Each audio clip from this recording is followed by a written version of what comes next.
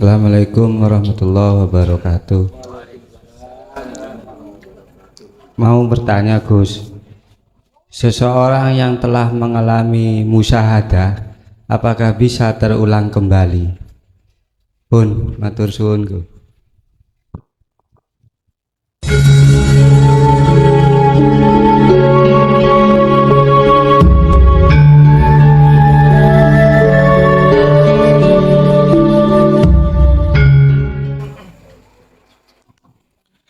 Assalamualaikum warahmatullahi wabarakatuh. Warahmatullahi wabarakatuh. Hapunten Gus, niki wonten pertanyaan. Mungkin sering dibahas sebenarnya Gus ya di bangsal. Tapi kula dereng remen niki atine ngoten. Ya, enggak. Tadi disampaikan bahwa salah satu upaya kita ma'rifat niku ngilangno awak dhewe. Meyakini memfaal gitu kan. Faal sedaya niku fa'alullah ngoten. Af'alullah nggih. Bahwa krenteke ati lakune raga niki kabeh krana Gusti Allah. Nah, pertanyaan kula ngeten, nek perkara sae niku logika niki saged trima. Tapi nek perkara maksiat niku yo napa? Perlogikaannya Gusti Allah niki kok ngersakno kene niki nglakoni barang elek. Nggih. Nah, terus efeknya niku kan lek ngaji syariatan niku kan wonten hukuman, wonten balesan. Nah, niki yo napa niki? Gusti Allah ngersakne kene elek tapi kok wonten hukuman. Nah, niku yo napa penjelasan? Matur nuwun. Monggo. Assalamualaikum warahmatullahi wabarakatuh. Waalaikumsalam warahmatullahi wabarakatuh. Bicara tentang hukum, walaupun sama-sama melanggar, si A dengan si B itu nggak sama, dikarenakan si A dengan si B itu umurnya juga nggak sama. Misalnya hukum Al-Quran, ada anak kecil itu mencuri. Anak kecil itu anak yang murhek, itu tidak disamakan dengan hukum si B mencuri, dia sudah dewasa. Ini sebetulnya kiasan aja. Miturut hukum hakikat ini kiasan. Artinya apa? Sami kali ngeten lho Pak. Miturut Quran ada orang membunuh si A, membunuh si B. Disengaja atau tidak disengaja, iki hukumannya beda. Nyon sewu. Niki mboten disengaja. Koncone niki lho, koncone. Digepuk napa niki? Sedotan. Nangone bathuke. Mati. Niki lak mboten sengaja to. Enggak ada niat untuk membunuh karena guyon.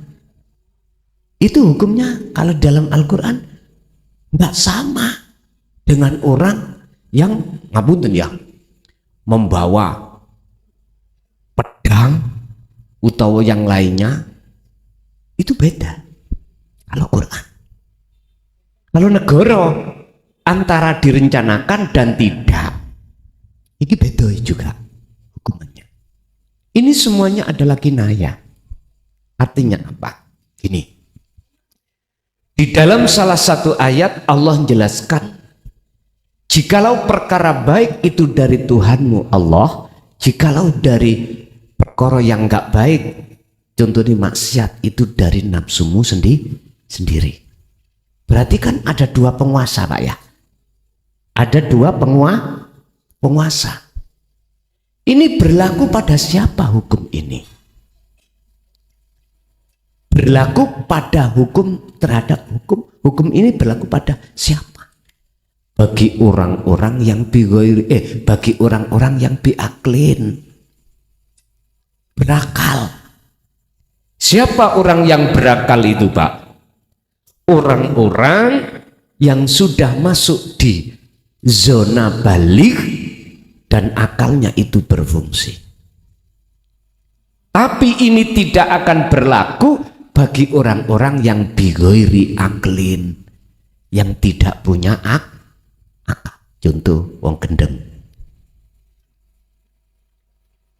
Bisa ngukumi? Mboten. Orang gila ini Pak. Orang tidur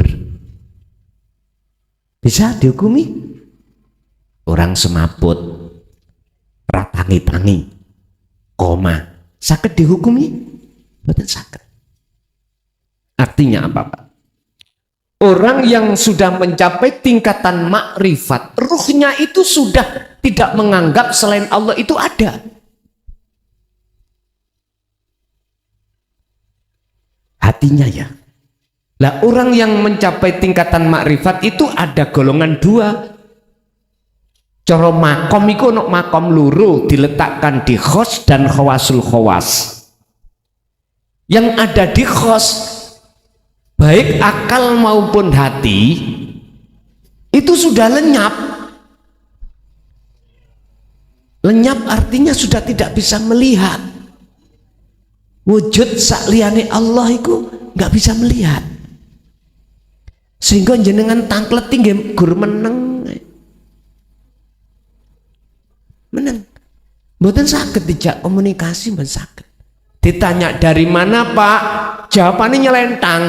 Sapiku mana telu. Loh, antara pertanyaan dengan jawaban gak sambung.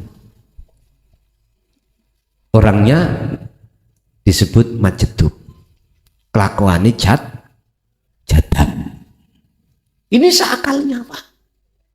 Bagaimana jenengan bisa menghukumi? Sehingga hukum maksiat terhadap beliau itu mboten saged berlaku Pak. Karena apa? Sudah tidak ada penguasa ganda bagi dia lihat. Secara fisik dia melakukan taat, secara fisik dia melakukan maksiat. Secara rohaniah dia itu sudah tidak ada penguasa dua. Mungkin bisa terima kita meresapi ayat Allahu khalaqakum wa ma ta'malun.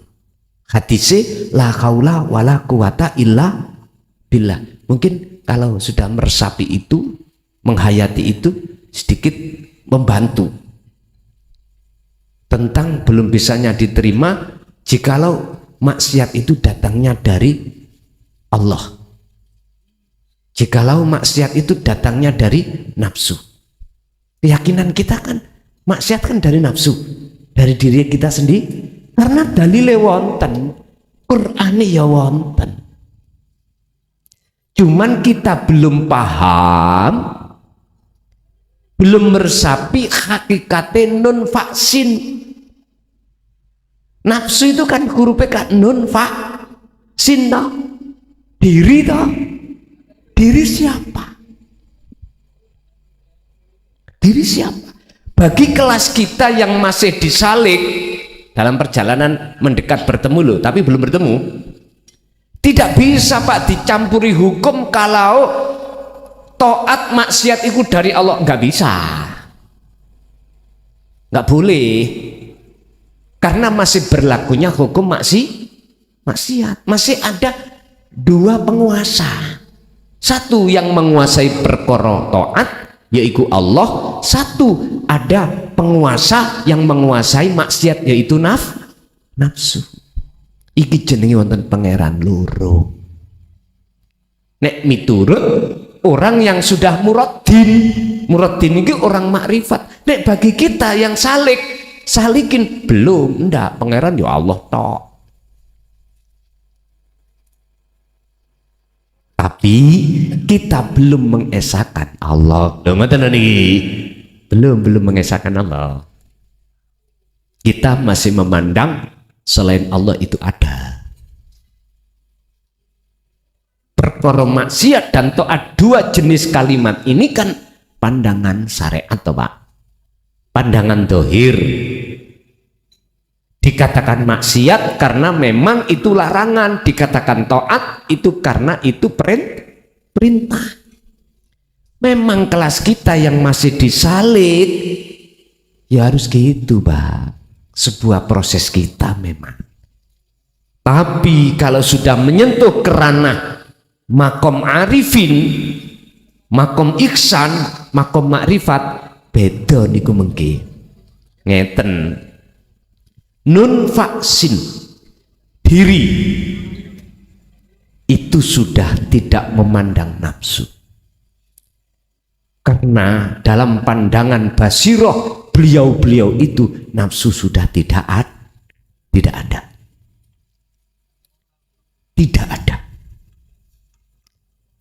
Sehingga nun vaksin ini berkenaan dengan apa yang Imam Ghazali nukil dalam dari hadits qudsi yang mengatakan man arafa nafsahu faqad ngarafa rabbahu. Sing sapa wonge wis kenal dirinya, nafsah dimaknani diri jiwa, boleh dikatakan adalah diri, takholli adalah nafsu, faqad ngarafa rabbahu, mongko yekti teman-teman bakal dikatakan kenal. Jadi di situ wonten benang merahnya Pak. Benang merahnya apa? Kelas kita. Kalau salik tidak boleh mengatakan nafsu maksiat itu dari Allah, gak boleh. Karena kita si salik masih dalam perjalanan itu masih memandang diri kita, masih memandang kalau kita yang berafal, walaupun afal bisanya kita berafal itu sebab diafalkan oleh Allah. Kan masih ada dua, ada yang menggerakkan, ada yang digerakkan. Lah tadi saya katakan salib dulu Pak, proses ini kita jalani. Caranya kita harus merasakan kita bisa gerak itu karena digerakkan oleh Allah, karena itu proses. Nanti Allah sendiri yang membersihkan ini. Kalau sudah Allah bersihkan semuanya, maka itu hanya terjadi af'alullah. Wis mboten enten, af'al kita sudah tidak ada. Kalau sudah ada di sini Pak, sudah di muridun, muradun atau arifin, wis mboten ngomong maksiat, mboten. Ngomong sifat jaize Gusti Allah. Sehingga bisa kami simpulkan, kita melakoni taat nek gak sumber dari Allah gerakno ora iso toh. Kita melakukan maksiat nek gak didorong Allah maksiat, saged maksiat dhewe ta? Mboten saged ta? Nah, ini jenengan akan dikatakan sah mengatakan itu songko Allah manakala jenengan kali kula sudah duduk di ihsan. Sama dengan gini Pak, ada hukum yang dilarang dilanggar oleh si A, ini ada konsekuensinya. Ada hukum yang dilarang si B, nggak ada konsekuensinya. Satu contoh, jenengan dadi presiden, wis minimal lah Kapolda, ono lampu merah dikawal, sampean terak, salah mboten sampean? Karena kewenangan, karena sifat jaiz. Lah saya gak duwe kewenangan apa-apa, lampu merah tak sasak, nyelengi Pak, gitu, nyelengi gawe perkara. Terus ngene, ana pertanyaan, lah enak lah an golongan teng mriku wis gak klebu maksiat lah, ngoten toh? Nyun sewu, kita orang lain memandangnya dia maksiat, tapi beliau mboten. Kok sakit? Karena selain daripada Allah di dalam basirohnya termasuk dirinya itu sudah gak maujud.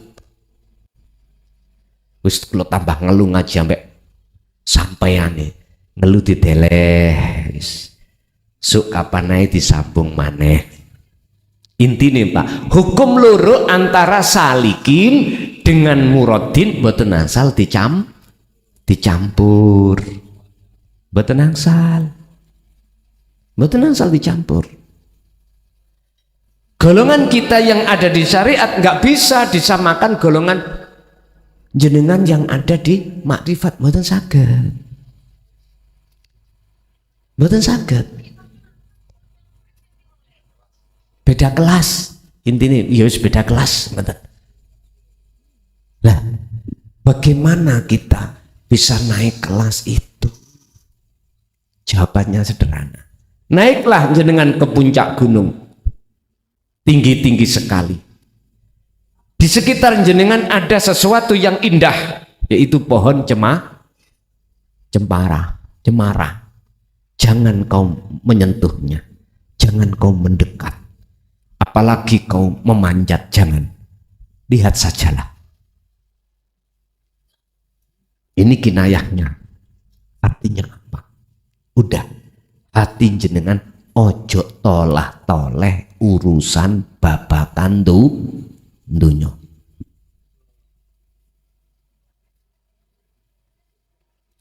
Sudah cukup jasmaniah jenengan aja yang berkontraksi dengan urusan dunia, akan tetapi ruh sampean hati jenengan khusus berinteraksi hanya pada Allah. Carane pikir tadi, sehingga nanti kalau zikir itu sudah nancep teman-teman ning ati sampean, jenengan persis seperti ikan yang hidup di lautan. Setiap waktu dan saat jasad iki campur dengan air garam asin, tapi dagingnya tidak terasa asin. Apa sebabnya? Karena ikannya hidup. Coba ikan yang mati seperti tahu tempe, ibu-ibu nguyai dilu mon raose piye? Asin. Sama. Hati jenengan harus menghadap terhadap hidup. Jangan tolah-toleh. Jangan memandang selain itu. Baru di situ Allah selamatkan dari takfirat dunia. Min takfirid dunia. Biari pengaruhi dunia. Kembali kepada pertanyaan. Hukum kita yang masih disalik Pak, masih memakai jikalau taat minallah, jikalau maksiat tetap saking diri kita sendiri nafsu itu. Berarti masih ada penguasa dua. Tapi hukum panjenengan yang sudah di zona ihsan, nafsu sudah enggak ada, nama Allah juga enggak ada. Nama apa? Innani anallah la ilaha illa ana fa'budni wa aqimi sholah li dzikri. Namane nama ingsun, namane nama anak al bahasa Quran. Surat Toha ayat 14. Pertanyaannya, apakah Kanjeng Nabi juga mengajarkan tauhid ini? Jawabannya ada di surat Al-Anbiya ayat 25. Rasulullah pun juga mengajarkan tatanan hakikat ma'rifat. Tatanan tauhid la ilaha illa anta dan la ilaha illa ana. Itu surat Al-Anbiya 25. Wa ma arsalna min qablika mir rusulin illa nuhi ilaihi annahu la ilaha illa ana fa'budun. Muhammad, dalam aku tidak pernah mengutus utusan sebelummu, masuk dirimu nanti, kecuali mengemban inti wahyuku yang harus kau sampaikan terhadap umat. Apa itu isinya? Wahyu inti la ilaha illa ana, tidak ada Tuhan yang wajib disembah kecuali aku. Iki piye carane jabarno aku? Ini kita yang ditakuti. Ya dijabarno dhisik lewat anta dulu. la ilaha illa anta subhanaka inni kuntu minadz. Al-Anbiya juga ayat 87. Mengapa Nabi Yunus kok harus masuk ikan nun perutnya? Itu karena Nabi Yunus disebabkan lari dari kaum, sebab kaum iku nggak mau menerima ajaran ini. Berarti Nabi Yunus iku nggak mau tabligh, akhir dihukum Gusti Allah dikholwat no maneh melebu perutnya ikan nun. Jenengan melebu kamar dhewe wis gak usah ono interaksi sopo-sopo, cukup dzikir. Itu namanya kholwat secara khusus. Jenengan melebu pasar, melebu sawah, melebu pabrik, melebu kantor, tetap hati berzikir. Inilah kholwat secara umum. Niki carane. Boten nggih? Nggih, monggo dilanjut. Assalamualaikum warahmatullahi wabarakatuh. Mau bertanya Gus, seseorang yang telah mengalami musyahadah apakah bisa terulang kembali? Pun matur suwun Gus. Seseorang yang pernah mengalami musyahadah apakah bisa musyahadah lagi? Wajib. Jawaban kula wajib. Dibuka di dalam Syarah Hikam terkait bab masalah basiroh, terkait masalah su'aul basiroh wa ainul basiroh wa hakul basiroh yang disebut sebagai dzikir sirul asrar. Niku bab basiroh pasal keberapa saya lupa. Niku ngeten. Bagi seseorang yang memang betul-betul di dalam hatinya ada satu keinginan untuk bertemu Allah dan melaksanakan dzikir tersebut, maka Allah akan mengambilnya sebagai kekasihnya. Pertama, Allah akan menyalakan nur makrifatnya. Setelah itu dialah baru masuk alam musyahadah. Di situ suka-suka Allah biasanya Pak miturut proses jenengan dikeluarkan lagi. Ini yang ku sebut sebagai musyahadatul fana. Golongan kekasih Allah sing atine iku isih lali kadang-kadang dateng Gusti tapi sudah musyahadah. Tandanya musyahadah bagaimana? La yarawna li anfusihim syai'an. Di situ disebutkan apa yang muncul dan timbul pada seluruh makhluk, dia tidak mengatakan itu dari makhluk. Hati loh Pak ya. La yarawna, ora bakal mandang melihat sapa mereka li anfusihim saking awak dhewe mereka makhluk itu. Tapi bal yusyahiduna annal fa'ila wallahu ta'ala. Balik dia itu napa? Jenjem di dalam penyawangan bahwasanya yang melakukan semua adalah Allah. Ini kalau sudah dimusyahadah. Apakah dia nanti akan dikeluarkan lagi? Biasanya ngoten. Terus apakah nanti akan ditarik lagi? Ini tergantung. Saya katakan wajib sampai masuk lagi.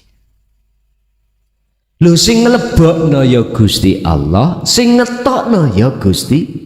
Tapi ono asbabun nuzuli. Apa sebab Allah mengeluarkan dan memasukkan? Iku wonten alasan tersendiri ing ngersone Gusti Allah. Mengapa Allah memasukkan lagi? Karena jenengan iki wa'tasimu bihablillahi jami'an wala tafarraqu. Selalu memegang tali Allah. Mana yang dimaksud tali Allah? Dzikir. Ya ayyuhalladzina amanu dzkurullaha dzikran katsiran fasabbihuhu bukratan wa asila. Al-Ahzab 42 41 42 itu ngecoki dikir terus. Wis. Proses pertama musyahadatul fana. Tengere musyahadatul fana, hati jenengan iki musyahadai dan orane iku lebih besar orane. Lebih besar tidaknya umpama dihitung 24 jam lho Pak ya. Paling sak detik. Mungkin waktu jenengan sholat tok, jabone sholat roh iki ngelawuyur nang dindi. Tapi waktu sholat tok ai istiqomah saged khosyiin datang Allah. Apabila ini terus jenengan pegang namanya dzikir, tali Allah ini sampai pegang terus, maka Allah akan memasukkan yang poin kedua, yaitu musyahadatul fana, musyahadatul kamil atau fanaul kamil, fanaul fana. Ini kebalikan nih, 24 jam jenengan iki antara lali lan ilingi, antara makrifat dan tidaknya kepada Allah lebih besar makrifatnya. Akhirnya dua golongan ini disebut golongan mahfud, golongan yang kerekso. Artinya apa? Jenengan ketika pernah walaupun sak detik ke musyahadah, mesti jenengan akan ditarik lagi. Itu syaratnya. Dzikir jangan dilepas. Dalam Al-Baqarah 256, faqadistamsaka bil urwatil wuthqa lam fisomalaha. Tali iki jangan pernah kau lepas. Nek kok lepas laksana jenengan menek tebing kecoan tali lepas jatuh mboten? Jatuh. Laksana seperti itu. Lewat apa kita itu tiap hari, tiap saat dan waktu manjat itu? Wajahidu fisabilihi, jenengan lewat dihadapkan Allah dua perkara. Apa? Keadaan takdir qadhi enak dan pasti enak. Dua hal ini. Ini ujian Allah dihadapkan terhadap kita, tinggal pertanyaannya, hati ini memandang siapanya, makhluknya keadaan ini atau kholiknya yang sebagai sang penguasa, terserah. Dzikir yang ku maksud untuk memandang kholiknya. Jangan kau lepas nih. Apa enggak berat Pak? Awalnya berat Pak, itu berat. Apa? Direwangi, dibotangi. Rapopo? Iku memang prosesnya. Tapi jenengan jangan sampai walatai asu fi roihillah. Jangan pernah putus asa dalam rangka menyongsong rahmat Allah. Udahlah, jalankan hal itu dengan semampu jenengan. Allah sendiri yang tahu. Ketiga, jikalau ini sudah dianggap Allah maksimal, anggene dzikir sampai nggak bisa putus, maka jenengan pasti akan ditarik Allah di golongan yang berikutnya adalah musyahadatul baqa. Ya niki Pak maksum 24 jam antara turu dan tidak turu sama, hati dzikir terus. Tondone mana? Kalau tidur itu dzikir, nafas nggak berhenti. Niki mah wis gak kena dipikir akal Pak nggih. Gak kena dipikir akal niki. Maksum iku wis gak kena dipikir akal. Kok iso turu kok eling lho. Kok iso maksiat iku kok taat. Wong ketok maksiat ngono kok jarene taat. Gak apa-apa. Si dereng. Mungkin kita harus melewati beberapa proses, Pak. Kita tidak boleh intinya memakai baju yang bukan baju kita. Itu baju Allah tidak boleh kita pakai. Itu baju istri, baju tetangga nggak boleh kita pakai. Yang boleh kita pakai baju kita sendiri. Baju kita sendiri ada di salik, maka salik itu masih tetap mengatakan ada perbedaan antara maksiat dengan taat. Jadi jawaban saya Pak tadi tidak hanya bisa tapi wajib. Wajib. Caranya bagaimana? Dzikir sirul asror dari tauhid la ilaha illa anta iku wajib sampai pegang terus. Niki syaratnya. Lanjut. Yai, mohon maaf para hadirin. Ada pertanyaan bahwa manusia itu kan tempatnya salah dan lupa. Al insanu mahalul khotok wan nisyan. Kalau wau ngapalaken sedilu. Kemudian ada surat Al-Ahzab 59, tolong dibantu menawi kelintu. Kalau nggih ngapalaken 69. 59. 59. Ya ayyuhalladzina amanu ittaqullah atiur rasul wa atiul ulil amri. Bahwasannya kita ini memang punya salah dan dosa. Bagaimana kita menyikapi kalau kesel kan dilem. Nah, ketika melihat di sekitar kita ada pemimpin, angsal ta rasan-rasan pemimpin. Kula mawon sampean rasani. Wah, masalah ketepatan kula teng griya tadi kades. Oh gitu. Nggih. Wah wurung iki. Loh. Justru malah lebih penak. Kula mawon. Malah wedi lho. Baik. Jenengan nggih, saumpamane jenengan pemimpin.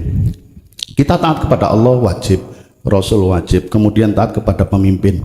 Ketika pemimpin itu mencetuskan satu program, otomatis ada yang mboten saya, wonten ing saya. Contoh, di sekolah niku ada makan gratis, semuanya sudah makan gratis, tapi di sisi lain masih menunggu.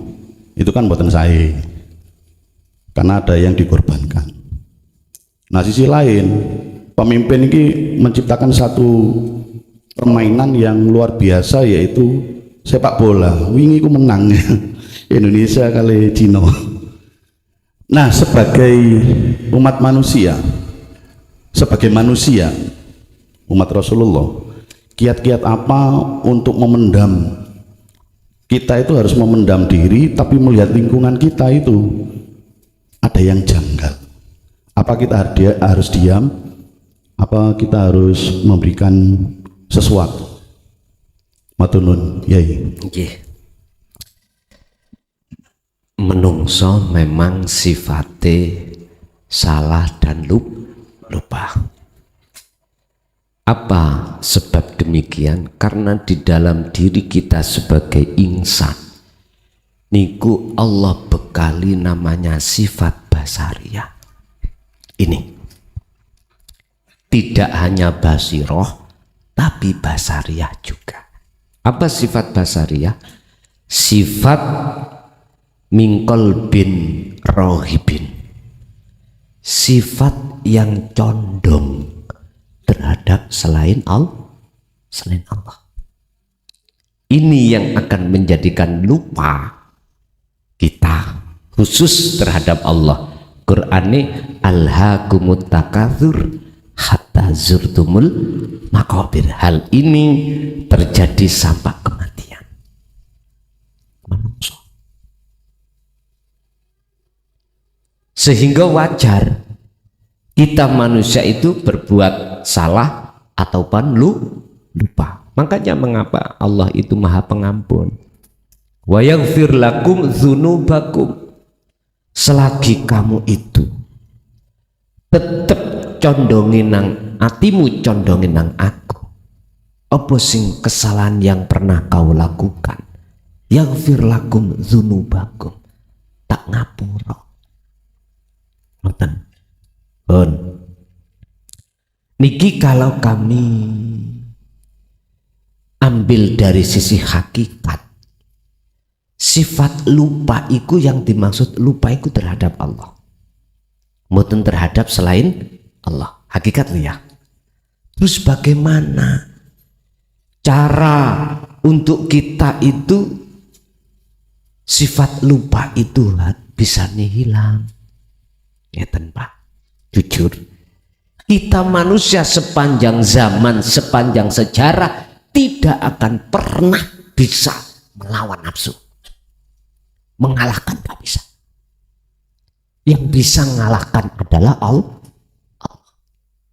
Jangankan kita, Nabiullah Adam ketika saat dikasih Allah peringatan, Adam wala taqraba hadhihi syajarah, kamu saya kasih tahu ya Adam, bahayanya buah khuldi itu bla bla bla bla bla bla, resikonya bla bla bla bla bla, jangan pernah kau dekati itu. Siap?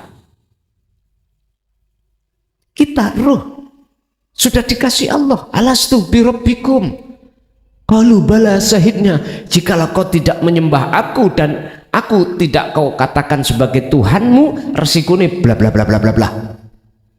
Sudah Pak, ruh kita itu sudah mengatakan qalu bala syahidna. Iya, Al-A'raf 172. Kalau Nabi Adam Al-Baqarah ada. Tapi bagaimana kenyataannya? Bahasa Mojokerto, Nabi Adam pun nyunsep itu terjerumus. Apakah ini salah? Tak jawab. Miturut ayat yang mengatakan wa idh qala lil malaikati inni ja'ilun fil ardi khalifah, ikilah sebab musabab nuzuli ayat. Karena ayat inilah akhirnya Nabi Adam itu dijerumuskan Allah. Cuman aja lewat seakan-akan lewat iblis. Kanggo jawab supaya Nabi Adam itu keluar dari surga menuju ke dunia. Kan dawuh ngeten niki, dawuh niki Nabi Adam belum diciptakan Pak.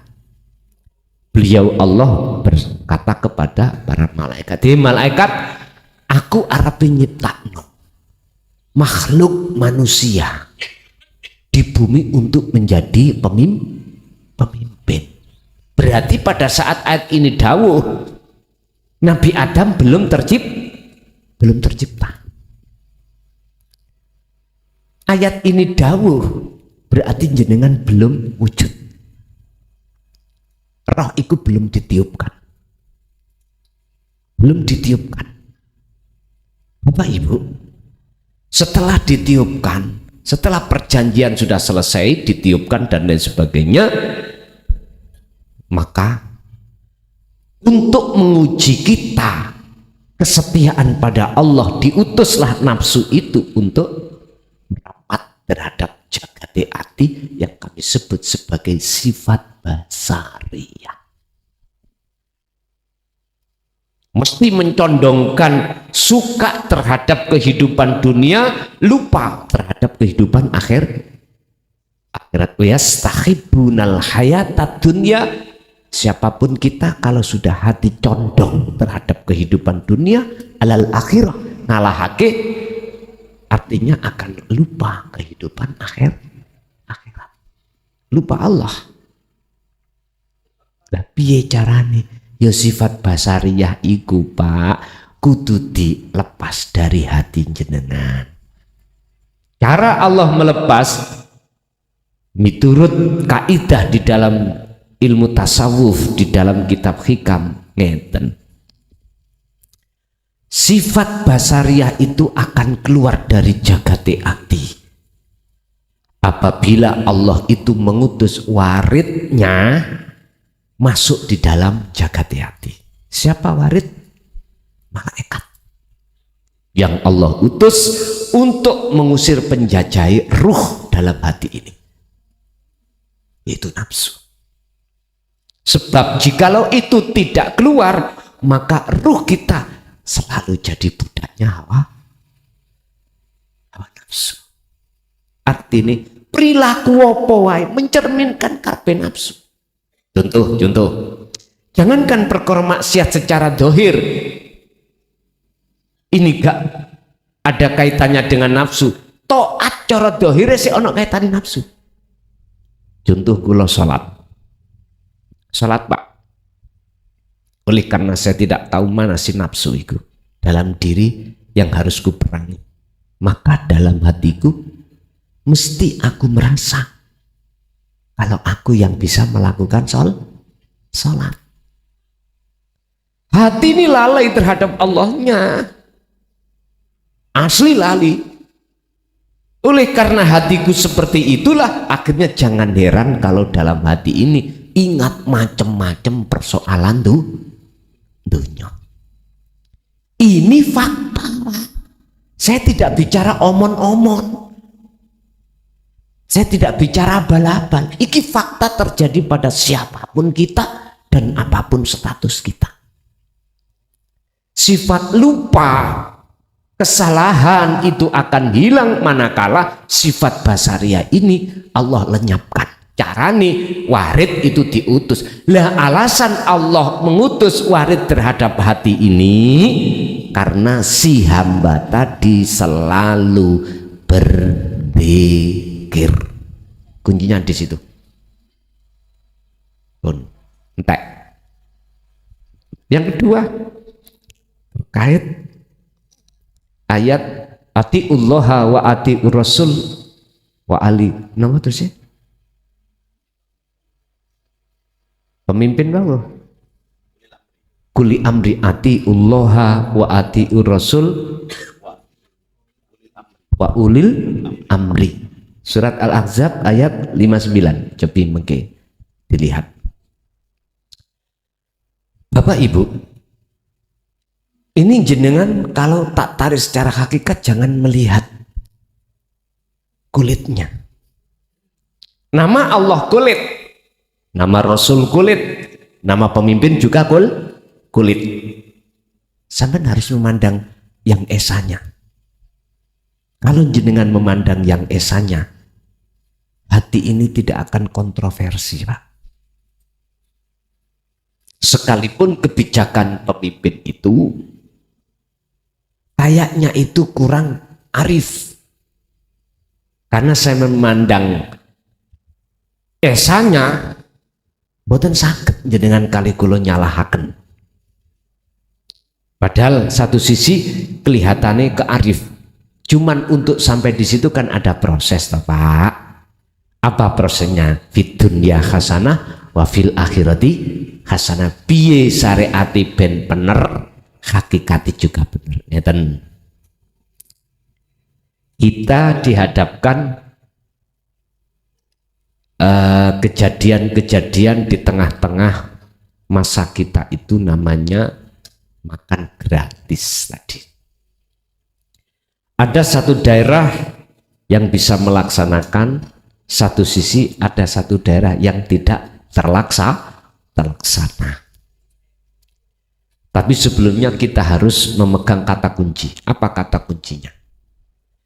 Jikalau pemimpin itu dolim, mesti kebijakan itu mesti dolim.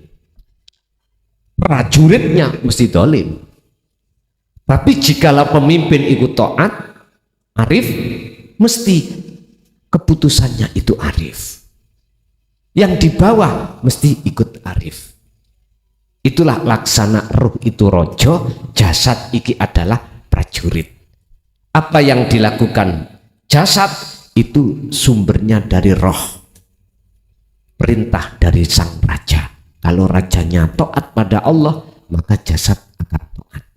Kalau rajanya itu maksiat datang Allah, maka jasad ini juga mudah maksiat, dolim pada Allah. Bahkan maksiat dolim pada Allah itu beda, Pak. Pandang sudut dari sisi syariat dengan sisi hakikat. Kalau syariat yang dilihat jasmani, sisi hakikat yang dilihat perilaku rohani. Apakah ketika saat pemimpin secara syariat memberikan kebijakan itu yang setengah kurang cocok, kita diam aja? Ataukah dan apa kiat-kiat yang harus kulakukan? Niki berkenaan dengan dakwah, Pak. Ada macam 3 tingkatan kita berdakwah. Mohon maaf. Ada tingkatan dakwah itu harbin. Maksudnya harbin diperangi. Mboten kakean omongan. Secara fisik kita lakukan harbin niku. Kelihatan gak cocok langsung sikat. Demo. Wis mbuh ya napa carane? Supaya tidak kebijakan pemimpin itu yang tidak menguntungkan masyarakat gak jadi. Ada dakwah yang model seperti itu, Pak. Ada nomor dua, ada dakwah sing model tidak melakukan harbin, peperangan, tapi hanya diingatkan, dituturi, dinasehati. Ada yang model seperti ini. Ada dakwah itu sak lemah-lemah dakwah niki didoa, hanya didongakno. Cara jasati meneng ya wis gak harbin, ya gak wis nasehah, tapi bidoa didongakno, ya Allah sampean kei hidayah pemimpinku ya Allah. Niki lho mboten cocok munggu masyarakat. Misalnya niki dakwah yang paling lemah. Terus kita diposisikan yang mana? Kalau kita ditanya apakah kita diam, apakah kita itu melakukannya bagaimana kiat-kiatnya, ya melihat Allah meletakkan kita di posisi mana. Kita kekuatan untuk bicara nasihat nggak ada, kita untuk harbin juga nggak bisa. Akhirnya namung didongakno. Nek menawi modar mesisan modar Gusti. Lah donga kan macam kali Pak ya. Ana donga iku nyadarno, ana donga iku modarno. Lagi. Wa ma arsalnaka illa mubasysyiran wa nadhiran. Al-Qur'an iki, Muhammad tugasmu iku cuman nyampe notok. Lah isine tugas menyampaikan itu ono macam loro. Basyiron, pertama memberikan kabar bagi siapa yang beriman. Yang kedua wanadhiron, peringatan bagi siapa yang tidak percaya. Peringatan berarti di belakangnya menyimpan siksa. Ya niku wau. Nek pancen mboten saged nampa hidayah kersane modar sih. Nah. Itu bahasa kasar lho Pak ya. Bahasa kasar. Tapi wanadhiron mau. Memang nggih Pak, kula niki ngapunten jujur mawon. Saya bisa merasakan bagaimana sih tadi pemimpin walaupun saya ini yang paling bawah. Saya sejak 2012 bulan Desember tanggal 29 Desember pelantikan saya sampai sekarang masih dadi kades. Wis bilang tahun nih.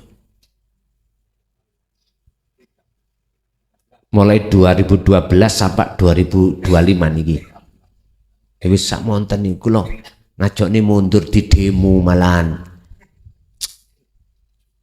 Saya birokrasi di situ saya tahu bagaimana birokrasi selama ini yang terjadi.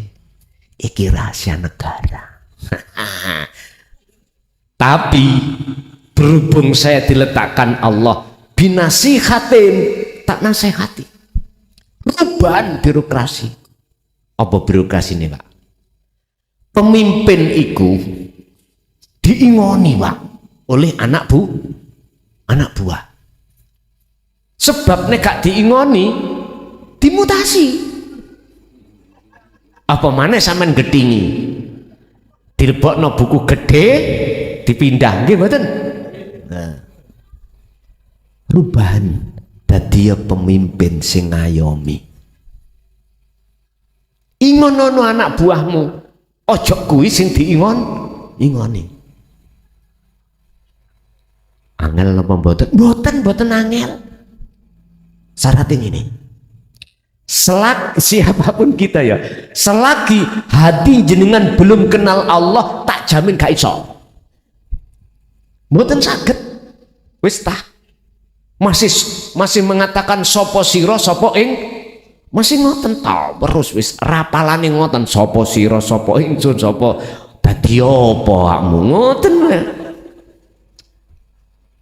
Mohon maaf, saya sering menasehati hal seperti ini, baik langsung maupun tidak langsung. Yang tidak langsung lewat konten-konten YouTube ini. Harapannya demi kebaikan bersama. Dan dia pemimpin itu yang suka melayani, jangan suka dilayani. Itu nggak akan pernah terjadi manakala jenengan belum melakukan tazkiyatun nafsi, bebersih jiwa ini dari kotoran hati. Sebab ini gue leres yang ditanggul jenengan wow, menungso niku nggone lali yang nggone salah.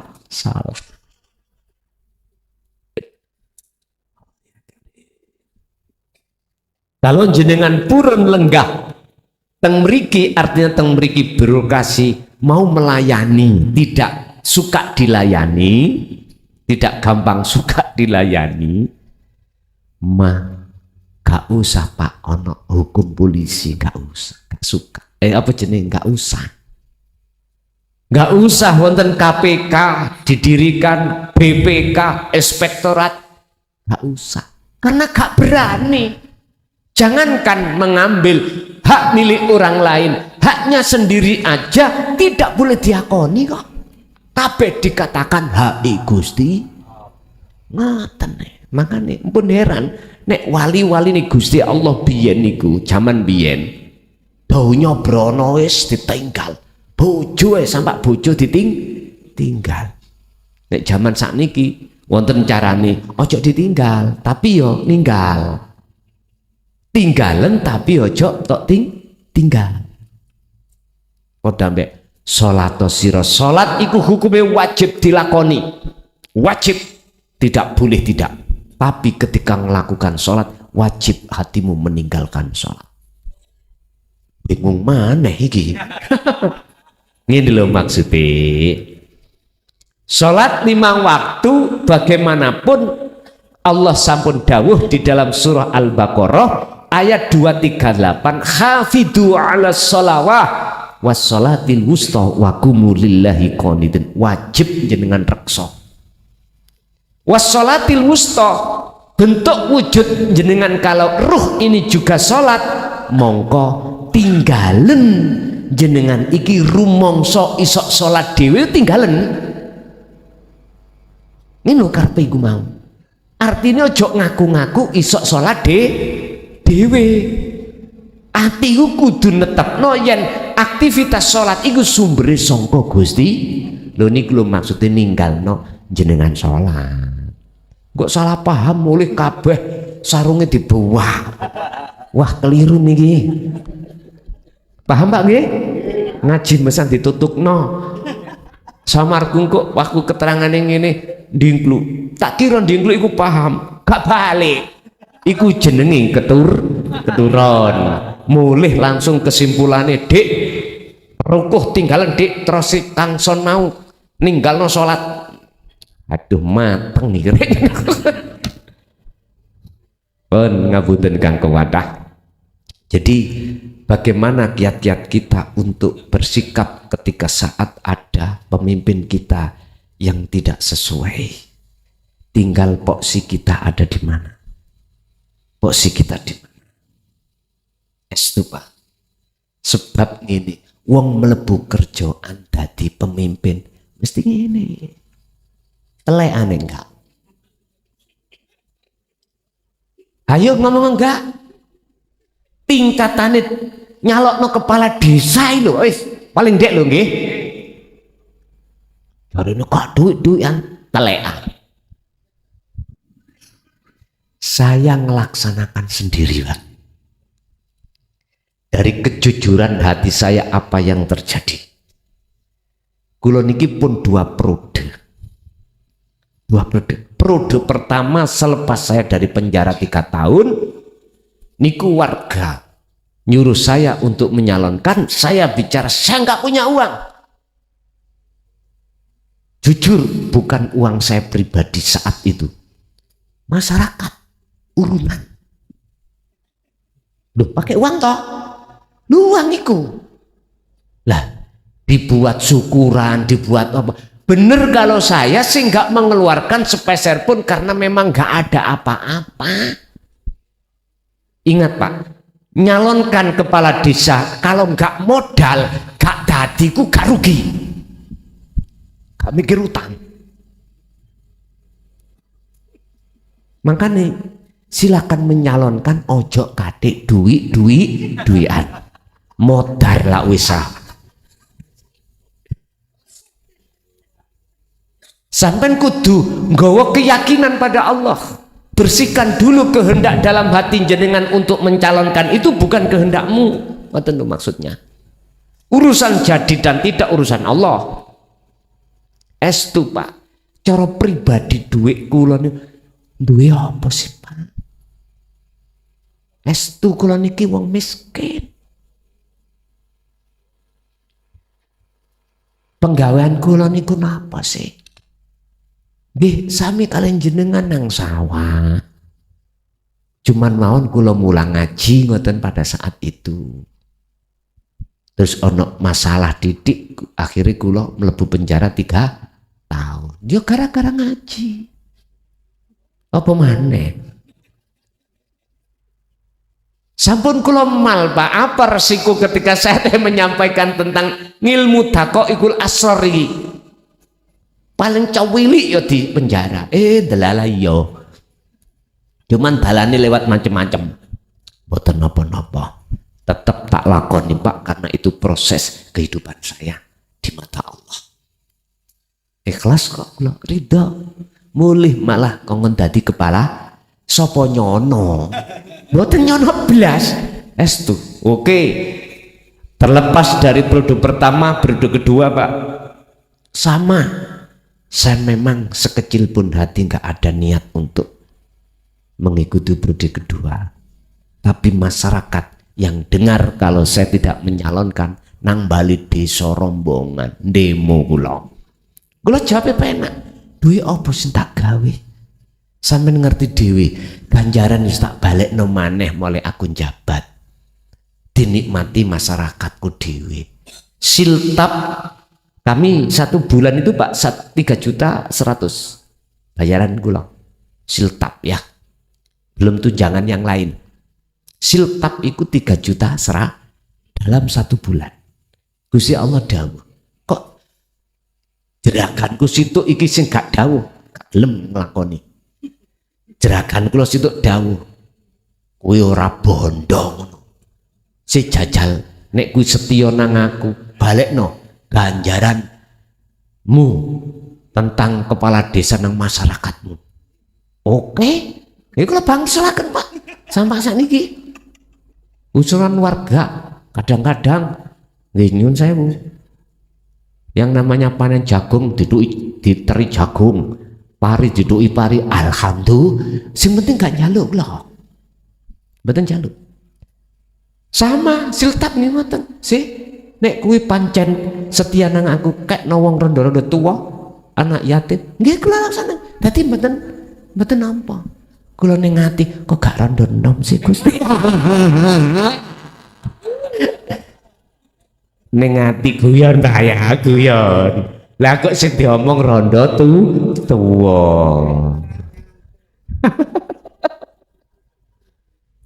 Lha niku Pak, dari ganjaran niku ono ya sing maringi lho. Kita tidak tahu. Nggih ngapunten Kang Kathah. Sampai detik niki berlaku niku. Bapak Ibu, oleh karena wajar Pak saya gak bondo. Wajar. Lah ngoten nggih.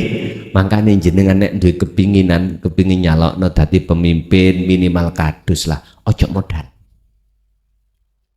Ojo modal, nek modal gak tadi rugi sampean. Kukut sampean nanti. Sakniki nggih kula rungokno. Sing modal kadang dadi kadang enggak. Sing dadi sik lumayan. Nah ngoten nah. Sing gak dadi yo napa? Pak wonten jabatan struktural iku di kabupaten kata sebut ya.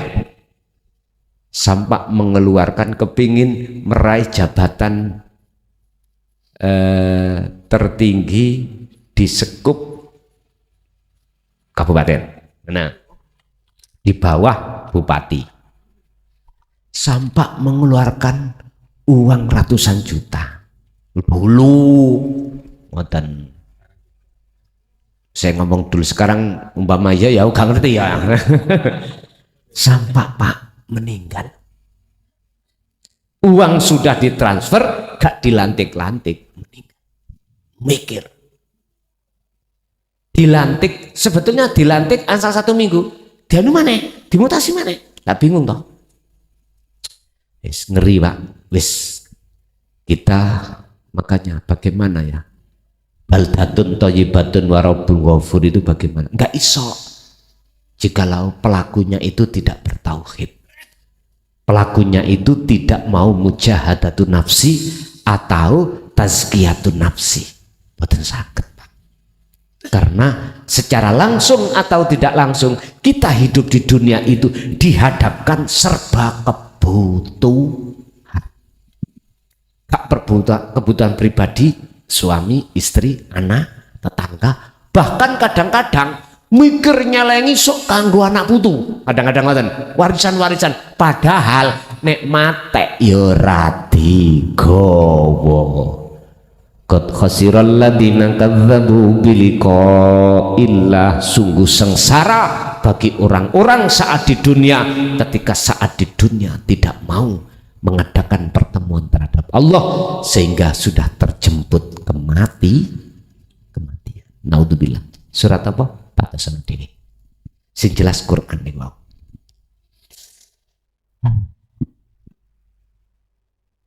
Kasih wonten. Monggo kita tutup sarana doa Fatihah. Apa yang telah Allah berikan pada kesempatan malam hari ini, ilmu tadi estu harapan kita sama-sama terhadap Allah dijadikan sebuah ilmu yang bermanfaat, barokah terhadap kita dan keluarga dan keturunan kita ila yaumiddin. Lahumul Fatihah.